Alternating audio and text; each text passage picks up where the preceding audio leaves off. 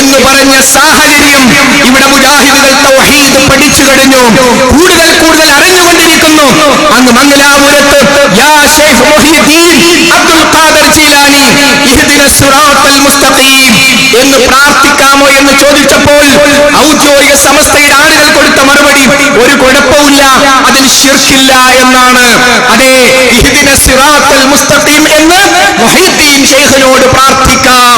മുജാഹിദുകൾക്ക് അടങ്ങി നിൽക്കാൻ കഴിയുമോ? ഇല്ല. അതുകൊണ്ട് മംഗലാപുരത്ത് വെച്ച് ആരംഭിച്ചിട്ടുള്ള ആ തൗഹീദിന്റെ അതിശക്തമായ മുന്നേറ്റം കേരളീയ സമൂഹം അടുത്ത ദിനങ്ങളിൽ കാണാൻ പോവുകയാണ്.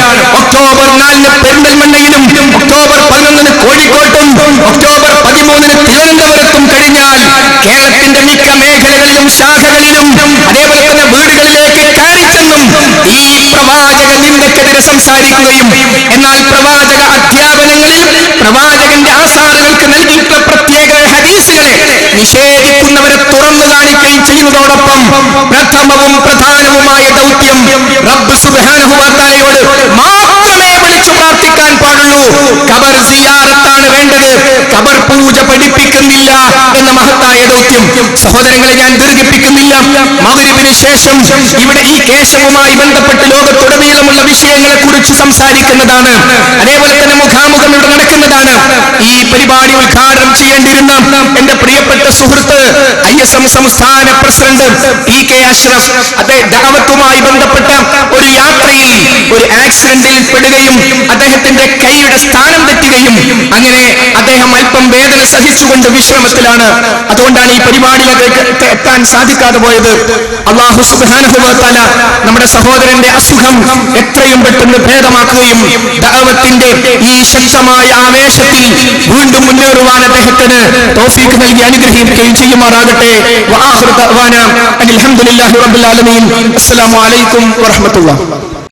അസ്സലാമു അലൈക്കും. അൽഹംദുലില്ലാഹി വസ്സലാത്തു വസ്സലാമു അലാ റസൂലിഹിൽ അമീൻ വഅലാ ആലിഹി വസ്വഹ്ബിഹി അജ്മഈൻ. സഹോദരീ സഹോദരങ്ങളെ, നമ്മുടെ പരിപാടിയിൽ മുഖ്യപ്രഭാഷണം നടത്തുകയും മുഖാമുഖത്തിന് നേതൃത്വം നൽകുകയും ചെയ്യുന്ന ഫൈസൽ മുസ്ലിയാരും താജുദ്ദീൻ സ്വലാഹിയും ഇവിടെ എത്തിയിട്ടുണ്ട്. അല്പസമയത്തിനുള്ളിൽ അവർ ഇൻഷാ അല്ലാഹ് വേദിയിലെത്തും. നാം പറഞ്ഞു വെച്ചത്, അല്ലാഹു സുബ്ഹാനഹു വ തആല പ്രവാചകന്മാരെ നിയോഗിച്ചിട്ടുള്ള സുപ്രധാനമായ ദൗത്യത്തിൽ നിന്നുള്ള പിന്നോട്ടു പോക്കാണ് കേരളീയ സമൂഹത്തിൽ മുജാഹിദ് പ്രസ്ഥാനം മുഖ്യ വിഷയമായി എടുക്കുന്നത്. അല്ലാഹു അല്ലാത്തവരോട് പ്രാർത്ഥിക്കാമെന്നും നേർച്ചകളും വഴിപാടുകളും അവർക്ക് സമർപ്പിക്കാമെന്നും അതിൽ യാതൊരു കുഴപ്പവുമില്ലെന്നും സമൂഹത്തെ പഠിപ്പിക്കുകയും ഏറ്റവും അവസാനമായി ഖാലിഖല്ല എന്ന വിശ്വാസമുണ്ടായാൽ മതി, എന്തും അല്ലാഹു അല്ലാത്ത മരിച്ച മൺമറഞ്ഞുപോയ മഹാന്മാരെ ഉൾപ്പെടെയുള്ളവരോട് ചോദിക്കാമെന്നുമുള്ള വികലവാദമാണ് പൗരോഹിത്യം ഇവിടെ പറഞ്ഞുകൊണ്ടിരിക്കുന്നത്. ഹജ്ജ് യാത്രക്ക് വേണ്ടി ഒരുങ്ങിക്കൊണ്ടിരിക്കുന്ന ബഹുമാന്യരായ സഹോദരീ സഹോദരങ്ങളിൽ വലിയൊരു വിഭാഗം ഹജ്ജിന് പോകുന്നതിന് മുമ്പോ ആ ദിവസമോ ഏതെങ്കിലും ജാറങ്ങളെ സമീപിക്കുകയും അല്ലാഹു അല്ലാത്തവർക്ക് പ്രാർത്ഥനകളും നേർച്ചകളും സമർപ്പിക്കുന്ന മൗലിദുകളും റാത്തീബുകളും തുടങ്ങിയ വിഷയങ്ങളിൽ ബന്ധിതമായി കൊണ്ട് ശിർക്കിന്റെ മേഖലകളിലേക്ക് പോയിക്കൊണ്ടിരിക്കുന്ന ദയനീയമായ കാഴ്ച നമുക്ക് കാണാൻ സാധിക്കും. ചിലരെങ്കിലും ഹജ്ജിന് പോകുമ്പോൾ മഹാനായ നബി കരീം സല്ലല്ലാഹു അലൈഹി വസല്ലമയുടെ ഖബർ സന്ദർശിക്കുവാനാണ് പോകുന്നത് എന്ന രൂപത്തിൽ പറയുന്നതും കാണാം. യഥാർത്ഥത്തിൽ നബി കരീം സല്ലല്ലാഹു അലൈഹി വസല്ലമയുടെ ഖബർ സന്ദർശനവും ഹജ്ജും തമ്മിൽ യാതൊരു ബന്ധവും ഇല്ല. ഹജ്ജ് മക്കയിലാണ്, റസൂലുള്ളാഹിയുടെ ഖബർ മദീനയിലാണ്. നബി കരീം സല്ലല്ലാഹു അലൈഹി വസല്ലം ഈ ലോകത്തോട് വിട പറയുന്നതിന് മുമ്പ് ഹബീബ് മക്കയിൽ ഉള്ളപ്പോഴും സ്വഹാബത്ത് മദീനയിൽ പോയിട്ടുണ്ട്. അപ്പോൾ റസൂലുള്ള മക്കയിൽ ഉള്ളപ്പോൾ എന്തിനാണ് സ്വഹാബത്ത് മദീനയിൽ പോയത്? അവിടെ മഹാനായ നബി കരീം സല്ലല്ലാഹു അലൈഹി വസല്ലം അവിടുന്ന് സ്ഥാപിച്ചിട്ടുള്ള 3 പുണ്യം ഉദ്ദേശിച്ചുകൊണ്ട് യാത്ര ചെയ്ത് ചെന്നു ചേരാവുന്ന 3 പള്ളികളിൽ ഒരു പള്ളി മദീനയിലുണ്ട്. ആ പള്ളിയിലേക്കുള്ള യാത്ര, ആ പള്ളിയിലെ ആരാധനകൾ ലോകത്തുള്ള മറ്റു പള്ളികളിലെ ആരാധനകളെ പോലെയല്ല. അതുകൊണ്ടാണ് റസൂലുള്ളാഹി സ്വല്ലല്ലാഹു അലൈഹി വസല്ലം വഫാത്താകുന്നതിന് മുമ്പും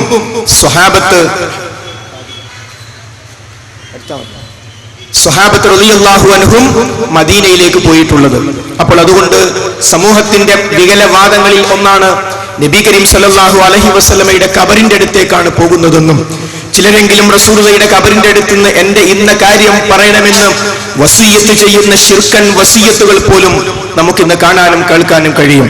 അതുകൊണ്ട് ആ അബദ്ധങ്ങളിൽ നിന്ന് സമൂഹത്തെ രക്ഷിച്ച് ബിസ്മില്ലാഹ് തവക്കൽതു അലല്ലാഹ് വലാ ഹൗല വലാ ഖുവത ഇല്ലാ ബില്ലാഹ്, അല്ലാഹുവിന്റെ നാമത്തിൽ ഞാൻ അല്ലാഹുവിൽ പരമേൽപ്പിച്ചിരിക്കുന്നു, അവനിൽ നിന്നല്ലാതെ ഒരു കഴിവും ഒരു ശക്തിയുമില്ല എന്ന ആ ദിക്റിന്റെ ബലമെത്രയാണ്. മുഴുവൻ അല്ലാഹുവിൽ സമർപ്പിച്ച് അവന്റെ നാമം ഉച്ചരിച്ചുകൊണ്ട് അല്ലാഹു സുബ്ഹാനഹു വ തആലയുടെ മാർഗത്തിൽ തന്റെ വീട്ടിൽ നിന്നുള്ള ഇറങ്ങിത്തിരിക്കൽ, ഇതാണ് ഹജ്ജിന്റെ സന്ദർഭത്തിലും വേണ്ടത്. എന്നാൽ അറിയാത്തത് കൊണ്ടും വിവരം ലഭിക്കാത്തത് കൊണ്ടും പല സഹോദരീ സഹോദരങ്ങളും ഹജ്ജാകുന്ന അതേപോലെയുള്ള ദീർഘ യാത്രകൾ വരുമ്പോൾ അല്ലാഹു അല്ലാത്തവരെ തവക്കുലാക്കുന്ന ഏറ്റവും അപകടകരമായ ശിർക്കൻ പ്രവണതകളിലേക്ക് എത്തിക്കൊണ്ടിരിക്കുകയാണ്. അതുകൊണ്ട് പൗരോഹിത്യം മുടിയുമായി ബന്ധപ്പെട്ട് ഇവിടെ സമർപ്പിച്ചിട്ടുള്ള തെളിവുകൾ, കാന്തപുരത്തിന്റെ തെളിവുകൾ സ്വന്തം അനുയായികൾ തന്നെ കയ്യോടെ പിടികൂടിയിരിക്കുന്നു എന്ന് മാത്രമല്ല, അതിലൂടെ അവർക്ക് മനസ്സിലായ ധാരാളം വേറെ ചില കാര്യങ്ങളുണ്ട്. അഥവാ ശിർക്കിന്റെ മേഖലകളിലൂടെ മുന്നോട്ട് പോകുമ്പോൾ അവർ ആദരിക്കുന്ന പണ്ഡിതന്മാരെ ചിലർ നമസ്കരിക്കുക പോലും ചെയ്യുന്നില്ല, ഒപ്പം ആളില്ലെങ്കിൽ എന്ന കണ്ടുപിടുത്തവും കൂടി ഇതോടൊപ്പം തന്നെ ജിഷാരുമാര് നടത്തിയിട്ടുണ്ട്. ഞങ്ങൾക്ക് അപ്പോഴാ മനസ്സിലായത്, ആരെങ്കിലും എല്ലാവരും ഒപ്പമുള്ള സന്ദർഭത്തില് ഉസ്താദ് നിസ്കരിക്കും, അല്ലാത്ത സന്ദർഭത്തിൽ നമസ്കാരം പോലുമില്ല. കാരണം എന്താ? ശിർക്ക് മനുഷ്യന് നൽകുന്ന ഒരു വലിയ വ്യാജമായ സുരക്ഷിതത്വ ബോധമുണ്ട്. എന്നെ രക്ഷപ്പെടുത്താൻ ആരൊക്കെയോ ഉണ്ടാകുമെന്ന ബോധം. നാളെ മരിച്ചു പരലോകത്ത് ചെല്ലുമ്പോൾ എന്നെ രക്ഷപ്പെടുത്താൻ ആരൊക്കെയോ ഉണ്ടാകും. ശേഖന്മാര് തല്ലായിരിക്കും എന്നെ പിടിച്ച് സ്വർഗത്ത് കൊണ്ടുപോകാൻ. അതുകൊണ്ട് ഞാൻ നിസ്കരിച്ചിട്ടില്ലെങ്കിലും, ഞാൻ അല്പം തെറ്റൊക്കെ ചെയ്തു പോയാലും എന്നെ രക്ഷപ്പെടുത്താൻ ആളുണ്ട് എന്ന ആ ബോധമാണ് യഥാർത്ഥത്തിൽ ശിർക്ക് മനുഷ്യന് നൽകുന്നത്. അതുകൊണ്ട് അവിടെയാണ് പരിശുദ്ധ ഖുർആൻ പഠിപ്പിക്കുന്നത്, എല്ലാ ഓരോ മനുഷ്യനും അവനവൻ പ്രവർത്തിച്ചതല്ലാതെയില്ല. ഒരാളുടെ പാപഭാരം മറ്റൊരാൾ ഏറ്റെടുക്കുകയില്ല. അഥവാ നാളെ പരലോകത്ത് ഞാൻ ചെയ്ത അമലുകൾ മാത്രമേ എനിക്കുണ്ടാവുകയുള്ളൂ. എന്റെ പാപഭാരം ഏറ്റെടുക്കാൻ, ഞാൻ ചെയ്ത തെറ്റുകൾ ഏറ്റെടുക്കാൻ ആരും ഉണ്ടാവുകയില്ല എന്നതിൽ നിന്നാണ് റബ്ബ് മാത്രമേ എന്റെ രക്ഷക്കുണ്ടാവുള്ളൂ. അതുകൊണ്ട് അവനെ മാത്രമേ എനിക്ക് ആരാധിക്കുവാനും പ്രാർത്ഥിക്കുവാനും നേർച്ച വഴിപാടുകൾ നൽകാനും ആ റബ്ബ് മാത്രമാണ് അർഹൻ എന്ന മഹത്തായ സന്ദേശം പറയാനും കേൾക്കാനും ഒക്കെ എളുപ്പമാണ്. പക്ഷെ ജീവിതത്തിന്റെ മേഖലകളിലേക്ക് നമ്മൾ കയറി ചെല്ലുമ്പോൾ പലപ്പോഴും അത് നമ്മുടെ ജീവിതത്തിൽ എത്രമാത്രം സ്ഥാനം പിടിച്ചിട്ടുണ്ട് എന്ന് ശ്രദ്ധിക്കുമ്പോഴാണ് വിശ്വാസികൾ എത്തിപ്പെട്ടിരിക്കുന്ന മഹാ അപകടങ്ങൾ നമ്മുടെ ശ്രദ്ധയിൽപ്പെടുന്നത്. അതുകൊണ്ട് സഹോദരങ്ങളെ, ഈ ശിർക്കിനെതിരെയുള്ള ശക്തമായ മുന്നേറ്റം, ആ മുന്നേറ്റത്തിന് ശക്തി പകരുക എന്നത് ഓരോ സത്യവിശ്വാസിയുടെയും ബാധ്യതയാണ്. ഇവിടെ മുജാഹിദ് പ്രസ്ഥാനത്തിൽ ചിലർ ഉണ്ടാക്കിയിട്ടുള്ള ബോധപൂർവമായ ശ്രമങ്ങളുടെ ഫലമായി ദഅവത്ത് തളർന്നു പോകുമെന്ന് ധരിച്ചവർ ഇപ്പോൾ നിരാശരാവുകയാണ്. അങ്ങ് മംഗലാപുരത്ത് അല്ലാഹു അല്ലാത്തവരോട് പ്രാർത്ഥിക്കാം എന്നതിനെ ഞങ്ങൾ ഖണ്ഡിക്കുന്നു. അല്ലാഹു അല്ലാത്തവരോട് പ്രാർത്ഥിച്ചാൽ അത് ശിർക്കാവും എന്ന് പറയുന്ന വാദത്തെ ഞങ്ങൾ ഖണ്ഡിക്കുന്നുവെന്ന് പച്ച ശിർക്കൻ വാദവുമായി വന്നപ്പോ പലരും മാറി നിന്നപ്പോ ആ സംവാദം ഏറ്റെടുത്ത് ആ അല്ലാഹു അല്ലാത്തവരോട് പ്രാർത്ഥിക്കാമെന്ന് വാദിക്കുന്നവരെ ആദർശത്തിന്റെ അടിസ്ഥാനത്തിൽ മുട്ടുകുത്തിക്കാൻ ഇവിടെ സലഫികൾ ഉണ്ടായിട്ടുണ്ട്. അതുകൊണ്ട് ഈ തൗഹീദിന്റെ മുന്നേറ്റം റബ്ബിന്റെ നിശ്ചയമാണ്. ആർക്കൊക്കെ അതിൽ പങ്കുചേരണോ അവർക്ക് പങ്കുചേരാം. ദഅവത്തിന്റെ വണ്ടി ഞാൻ മാറി നിന്നാലും ആര് മാറി നിന്നാലും വണ്ടി മുന്നോട്ട് പോകും. നമുക്കതിൽ പ്രതിഫലം കിട്ടണോ, നമുക്ക് സ്വർഗത്തിലെത്തണോ, ഈ മുന്നേറ്റത്തിൽ നമ്മൾ ഓരോരുത്തരും പങ്കുവഹിക്കുകയാണ് വേണ്ടത്. അതിന്റെ ഭാഗമായി സഹോദരങ്ങളെ, ഇന്ന് ഈ സ്റ്റേഡിയം കോർണറിൽ നിർണായകമായ ഈ മുഖാമുഖത്തിന്റെ വിഷയാവതരണവും മുഖ്യ പ്രഭാഷണവും നടക്കുക എന്നതോടൊപ്പം ഇന്ന് വൈകുന്നേരം തൊട്ടടുത്ത ബിൽഡിംഗിൽ സമൃദ്ധമായ സദസ്സോടുകൂടി കണ്ണൂർ ജില്ലാ മുജാഹിദ് സമ്മേളനത്തിന്റെ സ്വാഗത സംഘ രൂപീകരണവും നടന്നിരുന്നു. അതെ, നമ്മുടെ ജില്ലയിൽ ഇനി വരാനിരിക്കുന്ന ദിവസങ്ങൾ തൗഹീദിന്റെ സുന്നത്തിന്റെ പ്രചാരണങ്ങൾ, അങ്ങ് നമ്മുടെ സന്ദേശം എത്തിച്ചേർന്നിട്ടില്ലാത്ത പ്രദേശങ്ങളിലേക്ക് കടന്നു ചെന്ന് പ്രഭാഷണങ്ങളും CD വിതരണങ്ങളും ലഘുലേഖ വിതരണങ്ങളും സ്ക്വാഡ് വർക്കുകളുമായി ഇനി വരാനിരിക്കുന്ന മാസങ്ങൾ അതിനു വേണ്ടി നാം മാറ്റിവെക്കുകയാണ്.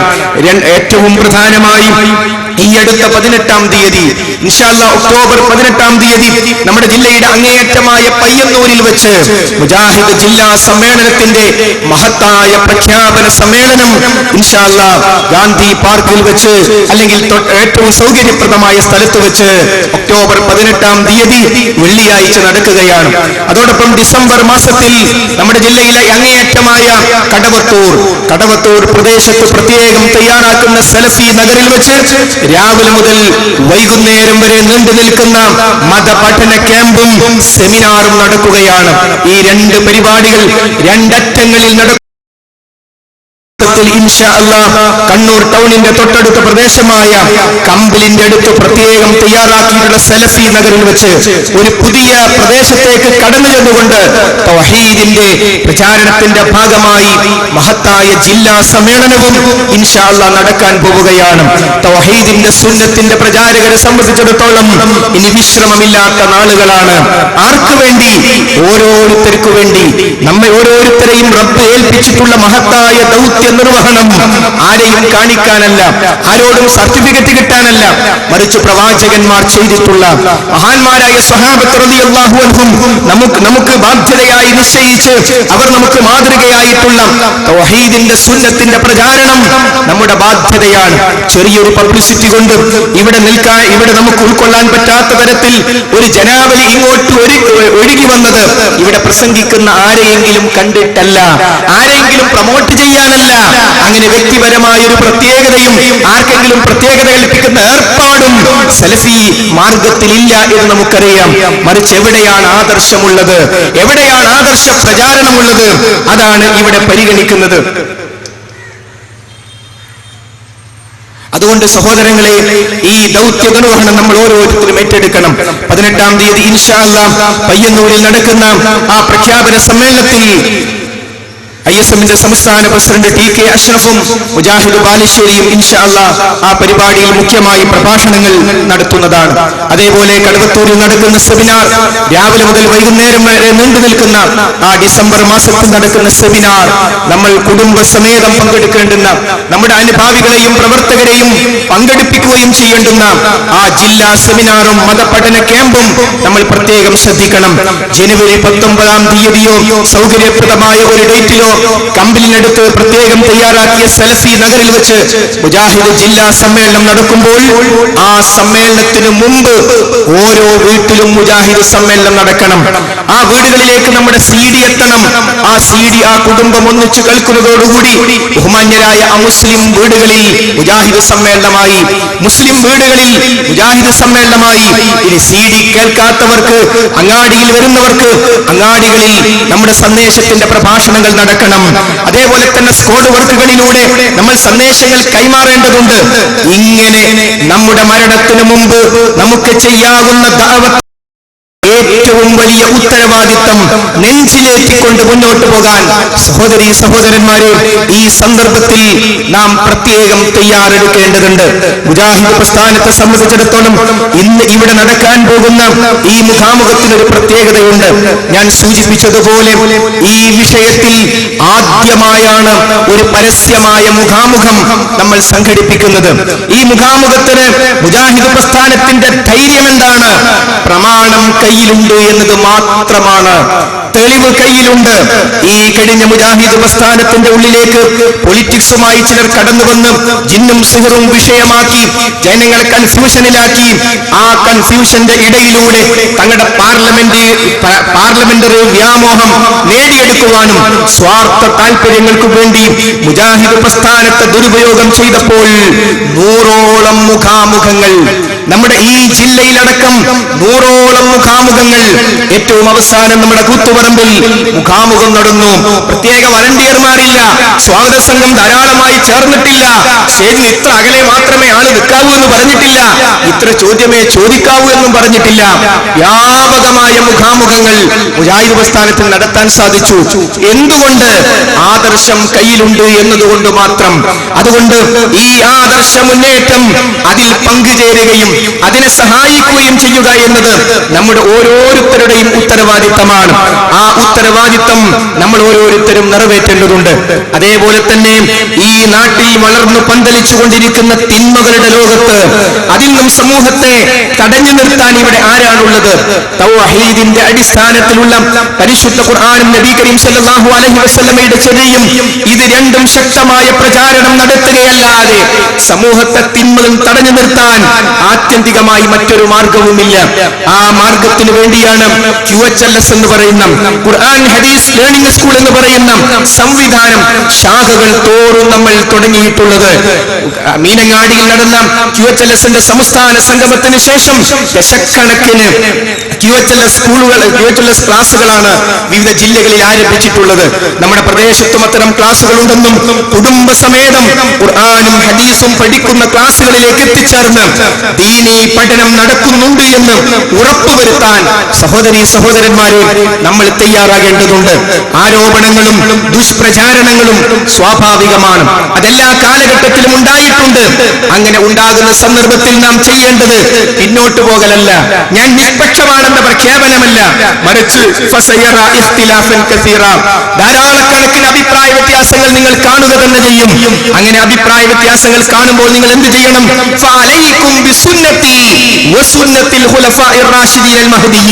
നിങ്ങൾ എന്റെയും എന്റെ ഖുലഫാഇർ-റാഷിദീങ്ങളുടെയും മാർഗത്തിൽ നിലകൊള്ളണം. അണപ്പല്ലുകൊണ്ട് ആ മാർഗത്തെ നിങ്ങൾ മുറുക്കെ പിടിക്കണം. ഭിന്നിപ്പുകൾ ഉണ്ടാകുമ്പോൾ ഞാൻ മതിയാക്കി, എനിക്ക് മതിയായി, മുജാഹിദ് പ്രസ്ഥാനത്തെ പറ്റി എനിക്ക് വലിയ അഭിപ്രായമായിരുന്നു, ആ അഭിപ്രായമൊക്കെ പോയി, അങ്ങനെ പ്രസ്ഥാനത്തെ പറ്റി അഭിപ്രായം ഉണ്ടാകാൻ ആരും വരേണ്ടതില്ല, മറിച്ച് ആദർശം കണ്ടുകൊണ്ടാണ് വരേണ്ടത്.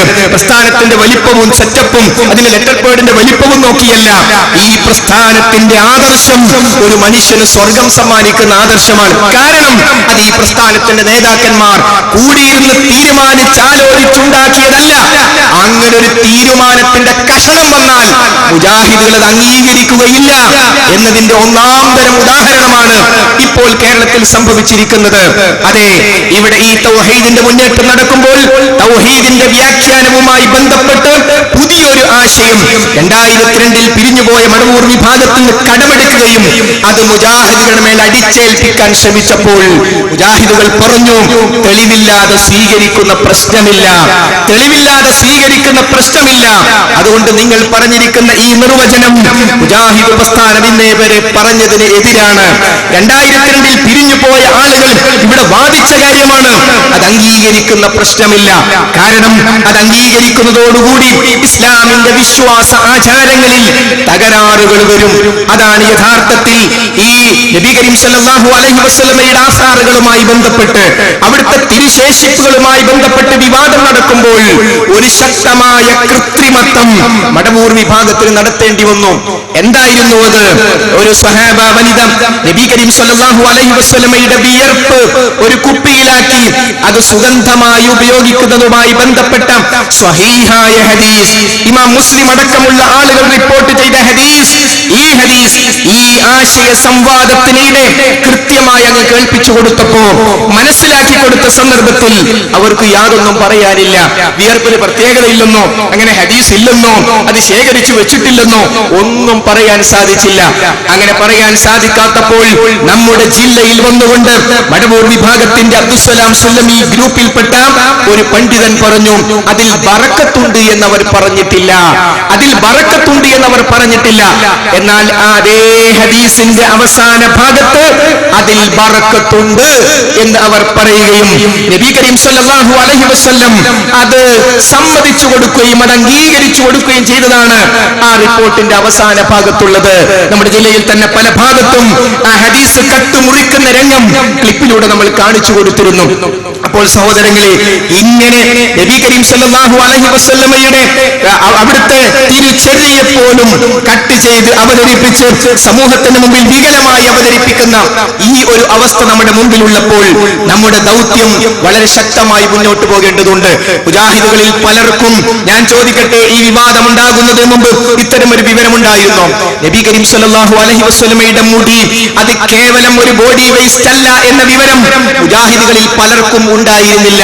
പ്രവാചകന്റെ വിയർപ്പെന്ന് കേൾക്കുമ്പോഴേക്കും എന്തായൊരു വിയർപ്പിന്റെ കാര്യം പറയുന്നത് എന്ന് പറയുന്ന അവസ്ഥയിൽ നിന്ന് മുജാഹിദുകൾ എന്തുകൊണ്ട് മാറി? KM മൗലവി മുമ്പേ പഠിപ്പിച്ച, വക്കം മൗലവി പഠിപ്പിച്ച, KP മുഹമ്മദ് മൗലവി പഠിപ്പിച്ച ആ മഹാന്മാരായ പണ്ഡിതന്മാരൊക്കെ ഇവിടെ പഠിപ്പിച്ചത് ഖുർആനിന്റെയും ഹദീസിന്റെയും അടിസ്ഥാനത്തിലായിരുന്നു. ആ ഖുർആനിന്റെയും ഹദീസിന്റെയും അടിസ്ഥാനത്തിൽ അവർ നമുക്ക് പഠിപ്പിച്ചു തന്നിട്ടുള്ള, മനസ്സിലാക്കി തന്നിട്ടുള്ള കാര്യങ്ങൾ ഈ ആശയ സംവാദത്തിന്റെ സന്ദർഭത്തിൽ സമൂഹത്തിലേക്ക് അങ്ങ് കൊടുത്തപ്പോൾ ആളുകൾ ആ ഹദീസുകൾ മനസ്സിലാക്കി. അവിടെ നാം പ്രത്യേകം പറഞ്ഞു, ആ മുടിയെ ആരാധിക്കണമെന്നോ, ആ മുടിയെ പൂജിക്കുവാനോ, ആ മുടി സൂക്ഷിക്കാൻ ഒരു പള്ളി ഉണ്ടാക്കാനോ, ഒരു പ്രത്യേകമായ വീട്ടിലൊരു സ്ഥലം മാറ്റിവെക്കാനോ പോലും അവരാരും തയ്യാറായിട്ടില്ല എന്ന് കൃത്യമായി നാം പറഞ്ഞു കൊടുത്തു. അതുകൊണ്ട് സഹോദരങ്ങളെ, വിഷയങ്ങൾ കൃത്യവും വ്യക്തവുമായി അറിയുകയും പഠിക്കുകയും മനസ്സിലാക്കുകയും ചെയ്യുക. ഈ തിരുകേശവുമായി ബന്ധപ്പെട്ട വിവാദം മുജാഹിദുകൾ ഉപയോഗിക്കുന്നത് ദീൻ പഠിക്കാനാണ്. ഇൻഷാ അല്ലാഹ് അടുത്ത നിമിഷങ്ങളിൽ നമുക്കത് മനസ്സിലാകും. ഇവിടെ ആളെ കൂട്ടി കേവലം കാന്തപുരത്ത് ഒരു കുറ്റം പറഞ്ഞ് അയാളെ മുടി കള്ളമുടി തന്നെ എന്ന് പറയാൻ വേണ്ടി മാത്രമല്ല ഈ പൊതുയോഗം വിളിച്ചു ചേർത്തത്. ഇവിടെ ആയിരങ്ങൾ ചെലവാക്കുന്നുണ്ടെങ്കിൽ അതിന് ലക്ഷ്യമുണ്ട്. ആ ലക്ഷ്യം നേടിയെടുക്കലാണ് നമ്മുടെ ആവശ്യം. അതുകൊണ്ട് ലോകത്ത് ഉള്ള മുടികളെ കുറിച്ചും അതിന്റെ ദീനിയായ അതിന്റെ ബേസിനെ കുറിച്ചും ഷിയാക്കൾക്ക് ഇതിലുള്ള പങ്കിനെ കുറിച്ചുമൊക്കെ ഇൻഷാ അല്ലാഹ് കൃത്യമായി പഠിക്കുക, മനസ്സിലാക്കുക, മറ്റുള്ളവർക്ക് മനസ്സിലാക്കി കൊടുക്കുക. അല്ലാഹു സുബ്ഹാനഹു വ തആല തൗഫീഖ് ചെയ്യുമാറാകട്ടെ. വആഖിറു ദഅവാനാ അനിൽ ഹംദുലില്ലാഹി റബ്ബിൽ ആലമീൻ. അസ്സലാമു അലൈക്കും വറഹ്മത്തുള്ളാഹി. السلام عليكم ورحمة الله وبركاته. بسم الله الحمد لله اللهم صل على محمد وعلى آل محمد كما صليت على إبراهيم وعلى آل إبراهيم إنك حميد مجيد. اللهم بارك على محمد وعلى آل محمد كما باركت على إبراهيم وعلى آل إبراهيم إنك حميد مجيد. أما بعد فإن خير الكلام كلام الله وخير السنن سنن محمد صلى الله عليه وسلم وشر الأمور محدثاتها وكل محدثة بدعة وكل بدعة ضلالة وكل ضلالة في النار. بسم الله الرحمن الرحيم. يا أيها الذين آمنوا اتقوا الله حق تقاته ولا تموتن إلا وأنتم مسلمون. ബഹുമാന്യരായ നാട്ടുകാരെ, സഹോദരന്മാരെ, സഹപ്രവർത്തകരെ, പ്രപഞ്ചനാഥനായ ലോക സൃഷ്ടാവ് ജീവിക്കണേ എന്ന് എന്നെയും നിങ്ങളെയുമൊക്കെ ഓർമ്മപ്പെടുത്തുന്നു. സമൂഹത്തെ ചൂഷണം ചെയ്ത് അതിന്റെ മറവിൽ തടിച്ച് കൊഴുത്ത് വളരുന്ന പൗരോഹിത്യം എല്ലാ കാര്യങ്ങളിലും ആ ചൂഷണത്തിന് ഉപയോഗിക്കാവുന്ന പലതരം വിദ്യകളുമായി അവർ രംഗത്തിറങ്ങാറുണ്ട്. അത് ഈ ഒരു കാലഘട്ടത്തിൽ മാത്രമല്ല, ഈ ഒരു ഉമ്മത്തിൽ മാത്രമല്ല,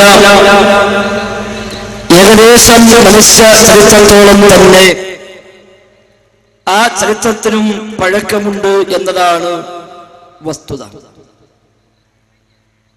അത്തരം പുരോഹിതന്മാർ എന്നും കൂട്ടുപിടിക്കാറുള്ളത് സമൂഹത്തിലെ പ്രമാണിമാരായ പണക്കാരായ ആളുകളെയുമാണ്. ലോകത്ത് ശരിയായ മതധ്യാപനം പഠിപ്പിക്കാൻ വന്ന പ്രവാചകന്മാർ, ആ പ്രവാചകന്മാർക്ക് എതിരായി നിന്ന, ആ പ്രവാചകന്മാർക്കെതിരെ പ്രവർത്തിച്ച ആളുകളെ കുറിച്ച് പരാമർശിക്കുമ്പോൾ വിശുദ്ധ ഖുർആനിന്റെ പ്രയോഗങ്ങൾ നമുക്ക് കാണാൻ കഴിയും. ഖാലൽ മലഉ الذين كفروا من قومه എന്നാണ് ധാരാളം ആയത്തുകൾ അല്ലാഹു തആല പരാമർശിച്ചത്. അഥവാ ആ സമൂഹത്തിലെ അവിശ്വാസികളിൽപ്പെട്ട പ്രമാണിമാര് പറഞ്ഞു, പ്രധാനികൾ പറഞ്ഞു, എന്നാണ് പലപ്പോഴും ഖുർആനിന്റെ പ്രയോഗം. ഇങ്ങനെ പ്രമാണിമാരെ കൂട്ടുപിടിച്ച് പ്രമാണങ്ങളെ ദുർവ്യാഖ്യാനിച്ച് ആ പ്രമാണങ്ങളിൽ നിന്ന് സമൂഹത്തെ അകറ്റിക്കൊണ്ടാണ് എന്നും പൗരോഹിത്യം തങ്ങളുടെ ചൂഷണങ്ങൾക്ക് ആക്കം കൂട്ടാറുള്ളത്. വഹൽ അഫ്സദദ്ദീന ഇല്ലാ മുലൂകു വഅഹ്ബാറു സൂഇൻ വറുഹ്ബാനുഹാ എന്നാണ് ഒരു കവി അതേക്കുറിച്ച് പരാമർശിച്ചത്. ദീനിനെ നശിപ്പിച്ചത്, ദീനിനെ ഫസാദാക്കിയത് ഭരണാധികാരികളും അതേപോലെ വഅഹ്ബാറു സൂഇൻ വറുഹ്ബാനുഹാ ദുഷിച്ച പുരോഹിതന്മാരും പാതിരിമാരും അല്ലാതെ മറ്റാരാണ് എന്ന കവിയുടെ ചോദ്യം അവിടെ പ്രസക്തമാണ്. അത് ഈ ഉമ്മത്തിലും നൂറ്റാണ്ടുകളോളമായി നമ്മൾ കാണുന്ന മാറ്റമില്ലാതെ തുടരുന്ന ഒരു ചരിത്രം കൂടിയാണത്. ഇത് ഉണ്ടാകുമെന്ന് വിശുദ്ധ ഖുർആൻ നമ്മോട് മുൻകൂട്ടി താക്കീത് ചെയ്ത് ജാഗ്രത പാലിക്കാനായി നിർദ്ദേശം നൽകി. സൂറത്ത് തൗബയിൽ 34-ാമത്തെ വചനത്തിൽ അല്ലാഹു തആല പരിചയപ്പെടുത്തി, യാ അയ്യുഹല്ലദീന ആമനൂ ഇന്ന കസീറൻ മിനൽ അഹ്ബാരി വറുഹ്ബാൻ ലയകുലൂന അംവാലൻ നാസി ബിൽ ബാതിൽ വയസുദ്ദൂന അൻ സബീലില്ലാഹ്. യാ അയ്യുഹല്ലദീന ആമനൂ, വിശ്വസിച്ചവരെ, ഇന്ന കസീറൻ മിനൽ അഹ്ബാരി വറുഹ്ബാൻ, അധിക പാതിരിമാരും പുരോഹിതന്മാരും ജൂത പണ്ഡിതന്മാരും ക്രൈസ്തവ പണ്ഡിതന്മാരും ഒക്കെ ലയകുലൂന അംവാലൻ നാസി ബിൽ ബാതിൽ, ജനങ്ങളുടെ സമ്പത്ത് അന്യായമായ വഴിക്ക് ഭക്ഷിച്ചുകൊണ്ടിരിക്കുന്നു. വയസുദ്ദൂന അൻ സബീലില്ലാഹ്, ജനങ്ങളെ ചൂഷണം ചെയ്യുന്നത് മാത്രമല്ല, വയസുദ്ദൂന അൻ സബീലില്ലാഹ്, ശരിയായ ദൈവമാർഗത്തിൽ നിന്ന്, അല്ലാഹുവിന്റെ വഴിയിൽ നിന്ന്, ശരിയായ പാതയിൽ നിന്ന് അവർ ജനങ്ങളെ തടയുകയും ചെയ്യുന്നു എന്ന് വിശുദ്ധ ഖുർആൻ നമ്മെ പഠിപ്പിച്ചു. ജൂത ക്രൈസ്തവ പുരോഹിതന്മാർ ഇങ്ങനെ ചെയ്തുവെന്ന് നമ്മോട് പറയാൻ കാരണം നമ്മിലും അതുണ്ടാകുമെന്ന സൂചന തന്നെയാണ്. അതുകൊണ്ടാണല്ലോ യാ അയ്യുഹല്ലദീന ആമനൂ, വിശ്വസിച്ചവരെ എന്ന അഭിസംബോധന അതിൽ വന്നത്. ആയത്ത് വ്യാഖ്യാനിച്ച മുഫസ്സിറുകൾ രേഖപ്പെട്ടത് കാണാൻ കഴിയും. ഈ ഉമ്മത്തിലെ പണ്ഡിതന്മാരിൽ ആര് പിഴച്ചാലും ശരി, ആര് വഴികെട്ടാലും ശരി, കാന ഫീഹി ശിബ്ഹും മിനൻ നസാറ, അവരിൽ ക്രൈസ്തവ പണ്ഡിതന്മാരോട്, ക്രിസ്തീയ സമൂഹത്തോട് ഒരു താദാത്മ്യം ഉണ്ടാവാതിരിക്കില്ല എന്ന് ഈ ആയത്ത് വ്യാഖ്യാനിക്കുമ്പോൾ ഒട്ടുമിക്ക മുഫസ്സിറുകളും രേഖപ്പെടുത്തി വെച്ചിട്ടുണ്ട്. ഈ ഉമ്മത്തിലെ പണ്ഡിതന്മാർ പിഴക്കുന്നുവെങ്കിൽ, പണ്ഡിതന്മാർ വ്യതിചലിക്കുന്നുവെങ്കിൽ, പണ്ഡിതന്മാർക്ക് വൈകല്യങ്ങളും വ്യതിയാനങ്ങളും ഒക്കെ സംഭവിക്കുന്നുവെങ്കിൽ അവനുണ്ടാകുന്ന സാദൃശ്യം ക്രൈസ്തവരോടാണ് എന്ന് പറഞ്ഞത് ഏറെ ശ്രദ്ധേയമാണ്. യഥാർത്ഥത്തിൽ ഈ വിവാദമായ കേസുമായി ബന്ധപ്പെട്ട വിഷയത്തിലും ഈ ഒരു ചരിത്രത്തിന്റെ തനി ആവർത്തനമാണല്ലോ നമുക്ക് കാണാൻ സാധിക്കുന്നത്. അല്ലാഹുവിന്റെ റസൂലിന്റെ ശേഷിപ്പുകളുടെ പേരിൽ സമുദായത്തെ ചൂഷണം ചെയ്യാൻ എല്ലാ കാലത്തും പുരോഹിതന്മാർ ശ്രമിച്ചിട്ടുണ്ട്. നമ്മുടെ നാട്ടിൽ മാത്രമുണ്ടായ ഏതെങ്കിലും ഒരു മുസ്ലിം മാത്രം കണ്ടുപിടിച്ച ഒരു പുതിയ വിദ്യയൊന്നുമല്ല അത്.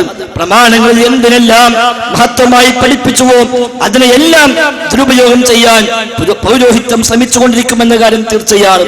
പ്രമാണങ്ങൾ, മതപരമായ നിയമങ്ങൾ മഹത്വമായി പഠിപ്പിച്ച ദിക്റും ദുആയും സ്വലാത്തും അടക്കമുള്ള കർമ്മങ്ങൾ വിറ്റുകാശാക്കാൻ എന്നും സമൂഹം വന്നിട്ടുണ്ട്. താബിഈ പണ്ഡിതനായ ഹസൻ ബസരി റഹിമഹുല്ലാഹ്, അദ്ദേഹത്തിന്റെ കാലഘട്ടത്തിൽ ചില ആളുകൾ റഹ്മാനായ റബ്ബിനോട് ദുആ ചെയ്യുമ്പോൾ ആ ദുആക്കൽപ്പം ശബ്ദമൊന്ന് കൂടിപ്പോയി, ഒന്ന് ഉറക്കെ പ്രാർത്ഥിച്ചു പോയി. ഹസൻ ബസരി എന്ന മഹാനായ താബിഈ 500ഓളം സഹാബിമാരെ കണ്ട, അല്ലെങ്കിൽ 400ഓളം സഹാബിമാരെ കണ്ട രണ്ടഭിപ്രായമുണ്ട്.